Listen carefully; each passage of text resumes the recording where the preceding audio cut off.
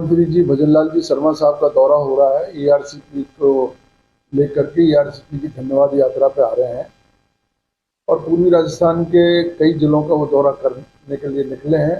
बहुत खुशी की बात है वो आए और ईआरसीपी के बारे में जो उन्होंने कोई निर्णय लिया है वो निर्णय की जानकारी भी वो इस दौरे के माध्यम से देंगे, ऐसी मुझे संभावना है, पूरी उम्मीद है। मैं उनसे एक ही बात जो मैंने विधानसभा में पूछी थी और अब कल जब वो आ रहे हैं तो उनके सामने यही प्रश्न मैं रखना चाहता हूं कि मध्य प्रदेश के साथ में राजस्थान का समझौता 2005 में हो चुका था और उस समझौते के तहत मध्य प्रदेश ने मोहनपुरा और कुंडालिया दो बड़े बांध उन्होंने बना लिए, जिससे 2,30,000 हेक्टेयर जमीन पर मध्य प्रदेश सिंचाई करता चला आ रहा है। तो जिस स्टेट के साथ में एक बार जल समझौता हो गया, उस समझौतों को पुनः उसके साथ नया समझौता करना, एक तो ये हमारे गले नहीं उतर रही है ये बात। दूसरी बात ये है कि क्या 2,30,000 हेक्टेयर जमीन जो उस समझौते के तहत मध्य प्रदेश ने पहले से अपने सिंचित जमीन में कन्वर्ट कर लिया दोनों बांधों के माध्यम से, क्या वो 2005 के समझौते में जो 2,30,000 हेक्टेयर जमीन जिसका पानी राजस्थान के हक से उन्होंने लिया है मध्य प्रदेश ने, ये जो समझौता हुआ है वो 2,30,000 हेक्टेयर से अलग हट करके हुआ है या उसमें उस समझौते के तहत हो रहा है, एक बात। दूसरी बात यह है कि ये डीपीआर 2017 में जब मुख्यमंत्री वसुंधरा जी थी, उन्होंने वेबकोस्ट कंपनी को के माध्यम से ये डीपीआर बनवाई थी और वेबकोस्ट कंपनी ने सीडब्ल्यूसी के जो नियम है सेंट्रल वाटर कमीशन के और 2010 की जो गाइडलाइन है, उस गाइडलाइन के अनुसार इन्होंने वो डीपीआर बनाई थी। उसमें कांग्रेस का कोई लेना देना नहीं है। बीजेपी की सरकार, बीजेपी के जो माननीय मुख्यमंत्री हम उस समय वसुंधरा जी थी, उन्होंने ही इसकी पहल की। 2005 का जो समझौता हुआ बाबूलाल गौड़ साहब से, उस समय भी इन लोगों ने पहल की। तो हम इसका कोई अन्यथा श्रेय नहीं लेना चाहते। कांग्रेस ने कभी भी ये नहीं कहा कि ये योजना, इसका श्रेय हमको मिलना चाहिए, श्रेय बीजेपी को मिल रहा है, मिलना चाहिए, लेकिन स्टेट के हितों की अनदेखी नहीं हो। 2005 के समझौते के तहत 3900 एमसीएम पानी मिलना था, जिससे जो वेबकोस्ट कंपनी की जो डीपीआर, उस डीपीआर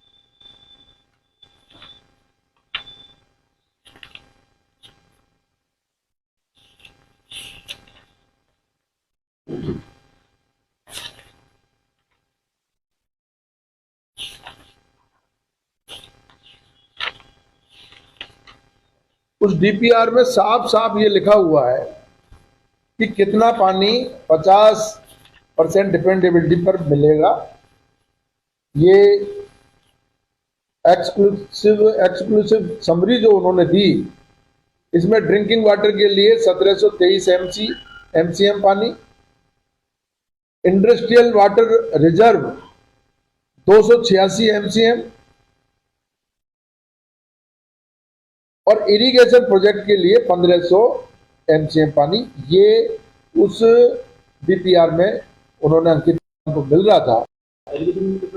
इरिगेशन में 1500 एमसीएम। तो ये 15 डिपेंडेबिलिटी पर ये अगर बनती है तो केवल 1723 एमसीएम पानी मिलेगा, जो पेयजल के लिए भी पर्याप्त नहीं है। भारी नुकसान राजस्थान के हितों को होने वाला है, तेरे जिलों के लोगों को होने वाला है। इसलिए मैंने माननीय मुख्यमंत्री जी से विधानसभा में भी ये प्रश्न किया और उनसे पूछा ये बात कि आप बताइए, आप दिल्ली में जाकर के समझौता करके आए हो, मध्य प्रदेश के माननीय मुख्यमंत्री जी यादव साहब यहां आ गए और आपको लेकर के दिल्ली में चले गए। आपने उनसे समझौता कर लिया, अच्छी बात है, समझौता आपने किया, नेशनल प्रोजेक्ट आप इसको घोषित करा रहे हैं, इससे ज्यादा खुशी की हमारे लिए और क्या बात हो सकती है। लेकिन ये 3900 एमसीएम पानी से कम पर अगर आपने कोई समझौता किया है तो ये हमारे हितों पर कुठाराघात है, और राजस्थान के ये 13 जिलों की जनता आपको माफ नहीं करेगी। मेरा आपसे अनुरोध है, कल आप आ रहे हैं, आप आइए और आप इसके बारे में ईआरसीपी की धन्यवाद यात्रा के माध्यम से लोगों के आप जो है रूबरू होंगे। लेकिन लोग दबी जवान से आपसे ये पूछना चाह रहे हैं कि भाई आपने ये समझौता किया, इसको उजागर क्यों नहीं कर रहे हो, आप इसको एक्सप्लेन करते। आपसे विधानसभा में पूछा तो आपने जवाब नहीं दिया, आपने उल्टा मेरे से ये सवाल किया, आप क्यों पूछ रहे हो, आप कौन होते पूछने वाले, आपने क्या किया है। अरे भाई हम लोग नहीं पूछेंगे, हम प्रभावित लोग हैं, हम इसके लाभ और हानि के हकदार लोग हैं। पानी कम आएगा तो ज्यादा आएगा, हमारे हितों पर इसका प्रभाव पड़ेगा। हम नहीं पूछेंगे तो क्या पश्चिमी राजस्थान के लोग पूछेंगे। और माननीय मुख्यमंत्री जी जो भरतपुर के रहने वाले हैं, वो अगर ये बात कह रहे हैं तो मुझे और भी अफसोस है इस बात का, क्योंकि भरतपुर में भी पानी की किल्लत है। भरतपुर, धौलपुर, करौली, सवाई माधोपुर, गंगापुर, अलवर तक पानी की बड़ी किल्लत है। दौसा पूरा सूखा पड़ा हुआ है। फकरुल्लाल जी उस समय तो बहुत बड़ी बड़ी बातें कर रहे थे, उन्होंने कई बांधों को जुड़वाने के लिए कांग्रेस सरकार के टाइम में ज्ञापन दिया था। हमने उस समय सिंचाई विभाग के अधिकारियों को और माननीय मुख्यमंत्री जी के सामने इस मुद्दे को उठाया और सारे के सारे बांधों को उस डीपीआर में जुड़वाने का काम किया। तो अब वो बांध भी जुड़ गए और समझौता भी हो गया। अब मैं ये कहना चाहता हूं कि ये पानी कम क्यों हो रहा है, क्यों इसको कम किया जा रहा है, क्यों मध्य प्रदेश के हितों की पैरवी की जा रही है। भजन लाल जी को तो राजस्थान की जनता ने मुख्यमंत्री बनाया है, मध्य प्रदेश की जनता ने मुख्यमंत्री थोड़ी बनाया उनको, जो वो मध्य प्रदेश की पैरवी करेंगे। तो मैं उनसे आपके माध्यम से पूछना चाहता हूं, कल वो आए, इस बात का जरूर खुलासा करें कि भाई हमको कितना पानी मिलेगा। और यहां से जो बनास पे ये डूंगरी बांध जो बनना है, प्रस्तावित है, डूंगरी बांध का काम अब कब से चालू करोगे, क्योंकि डूंगरी बांध से ही हमारे गंगापुर के लोगों को पानी मिलेगा। इसलिए प्राथमिकता से डूंगरी बांध का काम चालू करवाए और इसको जो 2005 में समझौता हुआ था उस समझौते की पालना कराएं। मध्य प्रदेश ने जो 2,30,000 हेक्टेयर में जो अतिरिक्त सिंचाई कर रखी है, उस अतिरिक्त सिंचाई को 2005 के समझौते में ही शामिल किया जाए। 2,30,000 हेक्टेयर उनके समझौते में से कम करके और वो राजस्थान में 13 जिलों को वो पानी उपलब्ध होना चाहिए। मेरी उनसे विनम्र अनुरोध है कि इसकी अनदेखी नहीं करें, क्योंकि कोई भी नेशनल प्रोजेक्ट घोषित होने के बाद में हमेशा के लिए यहां से चंबल से पानी लेने के दरवाजे बंद हो जाएंगे।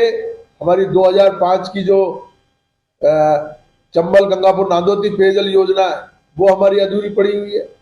इंदिरा लिफ्ट का जो काम किया था, वो इंदिरा लिफ्ट का काम भी 20 साल उसको घुमा करके और wild life car, forest car, इनका एनओसी के चक्कर लगा करके सीडब्ल्यूसी से क्लियर होने के बाद में उस हमारी इरिगेशन का जो प्रोजेक्ट था उसको भी बंद कर दिया।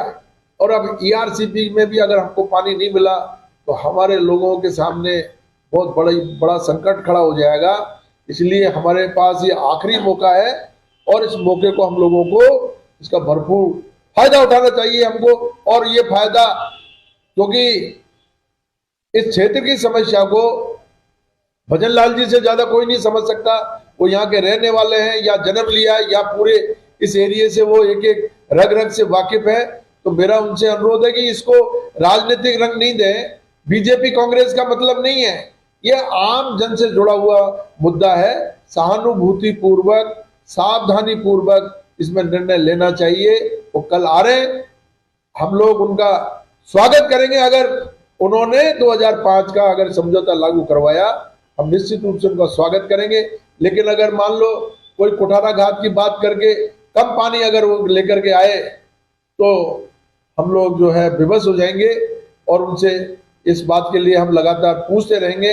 मैं गंगापुर की जनता से भी मैं अपील करूंगा, कल वो आए तो उनसे ये बात जरूर पूछें आप, भाई आप जो समझौता कर गया है उस समझौते का खुलासा, और अगर कल आ रहे हैं तो समझौते की कॉपी लिया है, वो कॉपी लिया है हमारे प्रेस और मीडिया के साथियों को दे दे, जो अपने आप आम जनता में जो भ्रम की स्थिति उत्पन्न हो रही है वो खत्म हो जाएगी।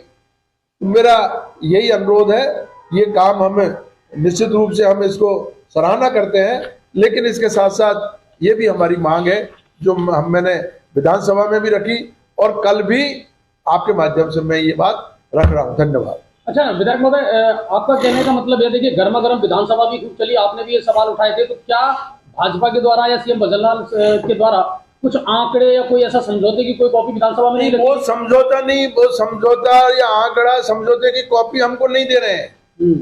मैंने विधानसभा में भी पूछा, आप बताइए, उन्होंने नहीं दिया।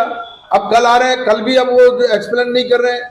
नेशनल प्रोजेक्ट घोषित हो गया, नेशनल प्रोजेक्ट घोषित हो गया, नेशनल प्रोजेक्ट तो घोषित हो गया, लेकिन आपने कितने % डिपेंडेबिलिटी पे किया है? 50% डिपेंडेबिलिटी पे अगर करते हो तो ही हम तेरे जिलों को पानी उपलब्ध करा पाओगे। 75% डिपेंडेबिलिटी पर हमारा ये प्रोजेक्ट सफल नहीं हो पाएगा। आपने पीकेसी ईआरसीपी का एक नया लिंक जो है प्रोजेक्ट बना दिया, कोई दिक्कत नहीं है हमें। आप फंड का कैसे अरेंजमेंट करते हैं केंद्र सरकार से, कोई दिक्कत नहीं है। हम चाहते हैं कि कोई भी तरीका ऐसा निकले जिससे हम लोगों को ज्यादा से ज्यादा पानी मिल जाए। 70 साल में भी पूर्वी राजस्थान के साथ में जो ये अन्याय हुआ है, लोग भूल नहीं पाएंगे इसको। पश्चिमी राजस्थान में कहां से कहां पानी आ गया।